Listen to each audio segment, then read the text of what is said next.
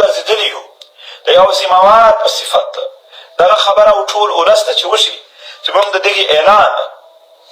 یو اکسپلینیشن یو تفصیل درته بیان کړم. قومي عدالت څنګه کېدلی شي چې دا د دومره لوی ملت د انتقام سبب وګرځي، زه هغه درته بیانوم. څنګه کېدلی شي چې یقینا دا وطن نور د دغې غلامۍ نه ووځي. محترم ولسه، یوازې زه او ته نه، د دغې وطن هر یو کلی دردېدلی دی. د دغې وطن هر یو ضلع ولسوالۍ دردېدلې ده. شهیدان یې وړي دي، په یو ورځ یې په سل نه زیات شهیدان چک کړي دي. داسې من دي چې خپل ټول زامن یې په یوه ورځ شهیدان شوي دي، موجودې دي. د دغې وطن نه مزدور معاف شوی دی، نه یې تاجر معاف شوی دی، نه زموږ د وطن مدرسې او علما معاف شوي دي، نه مو سکولونه او استادان او یونیورسټۍ معاف شوي دي، نه یو سیاسي ګوند معاف شوی دی، نه دلته صحافیان، وکیلان یا د ژوند سره تعلق لرونکي ترانسپورټران دي، ملکان او خانان دي، ډاکټران دي، سیاسي مشران دي، یو هم نه دی معاف شوی. د هر یو په زړه کې درد دی. نن مو حال دا دی چې موږ په جنازې سره کښېنو چې دې خوا مخ واړوو هم د یو شهید د کورنۍ غړی وي. نن مشران نه واخله تر ولسونو پورې ټول د شهید د کورنۍ غړي. ټول موږ دردېدلي خلک یو، ټول ځورېدلي خلک یو. دا ولسونه یقینا راټولول غواړي. په دې وطن کې په هر یو دا لږ په غور په هره ضلع کې، بیا په هره ضلع کې، په هره علاقه کې د مزدورانو خپل یونین دی، هغه یو مشر لري. د وکیلانو خپل یو یونین وي، هغه مشر لري. د کسانانو د بازګرو یو خپل یونین وي، هغه مشر لري. دا ټول د هغې مشران لاندې هغه خلک وي، هغه خپل لوکل مشرتابه مني، پسې روان وي. د ټیچرانو خپل تنظیمونه دي، د هغې مشران دي، هغه په لوکل هم دي، په صوبایي هم دي، په ضلعي هم دي، هر ځای موجود دي. او هغه ټول لاندې دوی پسې هغه کسان چې کوم د هغې شعبې سره تعلق لري هغه پسې ځي. مزدوران دي، د کویلې نه راواخله تر هر مزدور پره دوی خپل یونین لري، صدران لري، د هغې پسې لاندې ټول ځي. سټوډنټان په یونیورسټو په کالجونو کې خپل یونین او فېډریشن لري، د هغې صدران دي، په هغه پسې یو کابینټ یو سټوډنټان وي. مدارس دي، علما دي، په هغه پسې هم خپل طالب علمان ځي، هغه یې مني. تاجر دی، د تجارانو په هره ضلع او په هره علاقه خپل یونین دي، محترمو د هغې صدران دي، هرې علاقې وله، هرې ضلعې وله، هغه پسې هغه خلک ولاړ وي. سیاسي جماعتونه دي، هغه ډېر پراخ په هره ضلع کې، په هر ځای کې خپل یو مشرتابه یو څه خلک لري. داسې ډاکټران دي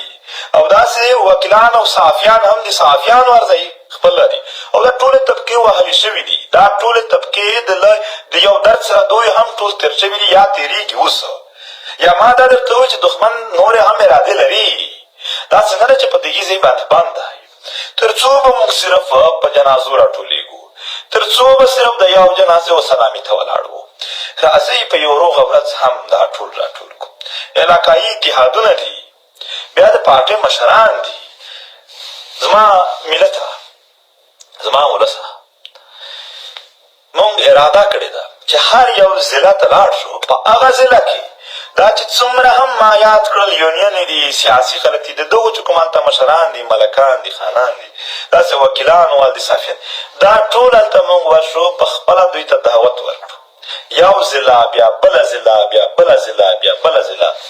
دا ټول چې څومره زموږ د سوات نه تر چمن پره دا ټول به موږ راوخوړو. دې ته به یو لوی ګراونډ چې هغه یقینا ظاهره خبره ده، دا هره ضلع 3 4 5 6 سوه دا لوکل مشران راځي. دا چې ته راټولوې دا ډېر لوی ګراونډ غواړي چې په هغه کې یقینا دا څه 40 زره د پښتون وطن د لوکل د کلیو تر حده پره نمایندګي او هغه هم داسې مشرتابه چې شاته خلک دي پکې، هغه ټول موجود شي، هغه ټول کښېني بیا په یو سکرین باندې. یعنې هو به هو چې څه شوي دي، نه یې کم یادوو نه یې زیات یادوو. دلته کېږي کله کله لږ ظلم وشي، ډېر یاد شي، کله کله ډېر ظلم یاد شي، بیخي خلک پرې خاموشه وي، یاد هم شي چې څه هم شوي دي،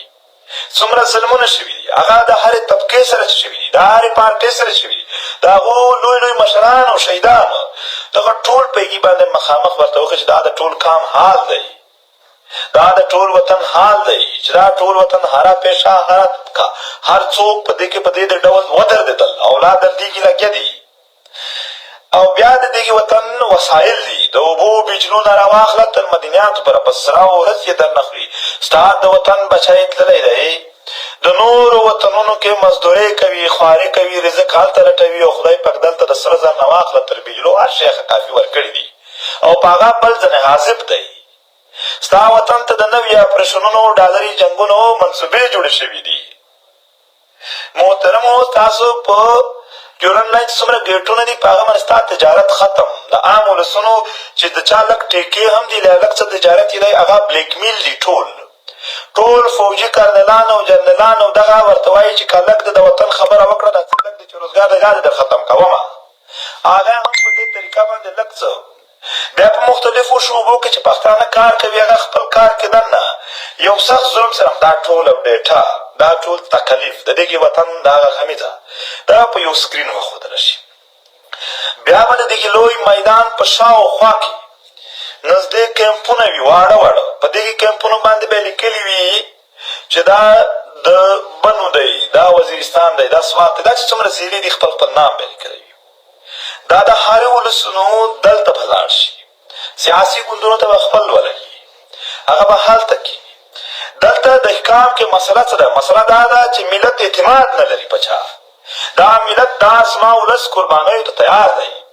خو آیا دلته یو اعتماد موجود دی چې دوی سره بیا داسې څه نه کېږي چې دوی قربانیو یعنې موږ ټول ورکوو خو بیا چې یو نتیجه خو وي موږ خو په سرونو نه یو په یو دا ملت نور بعد اعتماده شوی دی دا نور په تقریرونو نه تنګ دی دا نور د جلسو نه تنګ دا نور دا د دغو ځوانانو د لاسونه نور داس دس کوي چې بس دوی ورستړي دي داشته